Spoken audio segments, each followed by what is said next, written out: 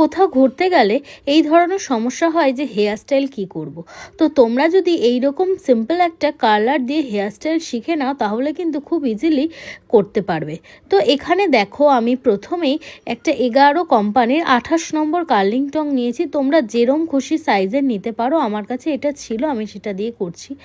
এখানে দেখো আমি জাস্ট নিচেরগুলো একটু আউটার কার্ল করছি। অবশ্যই আউটার করবে, কারণ আউটার কার্ল দেখতে ভালো লাগবে, ইনার কার্ল কিন্তু দেখতে ভালো লাগবে, মানে তোমার ফেসের থেকে অপোজিট ডিরেকশানে কার্লসগুলো করবে, এটাকে আউটার কার্লস বলে।